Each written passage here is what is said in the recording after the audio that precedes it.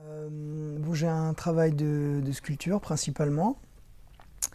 Depuis quelques années, c'est un travail qui est très engagé physiquement. Je considère la sculpture comme une forme de lutte avec les matériaux.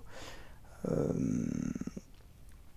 du coup, c'est aussi, il y a toujours un rapport à une forme d'archéologie qui est quelque chose.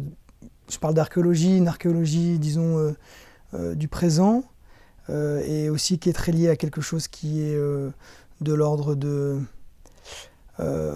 du piratage, du pillage parfois, et du coup aussi du vandalisme. Depuis quelques années, mon travail s'est orienté vers un rapport à la statuaire.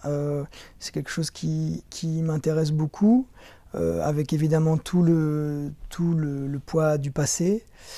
Puisque je parle de corps dans mon travail et d'engagement du corps, je parlais souvent du mien, et jusqu'à il y a quelques années, le corps n'était jamais représenté.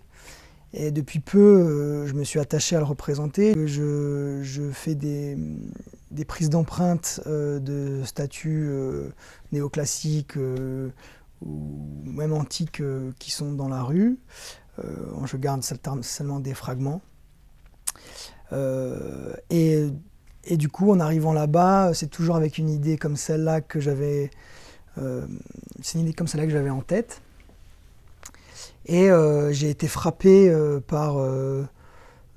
Disons que j'ai été très fasciné et très intrigué par l'histoire de la Colombie et de toute la civilisation pré-hispanique, pré-colombienne.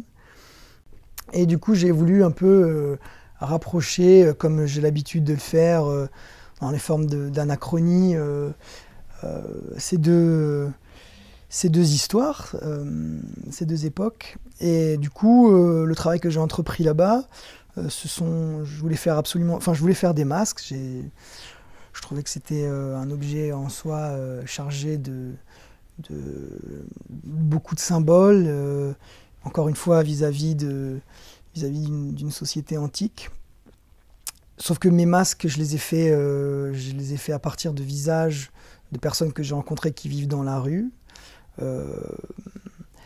que j'ai ensuite fondu en plomb et fait plaquer or.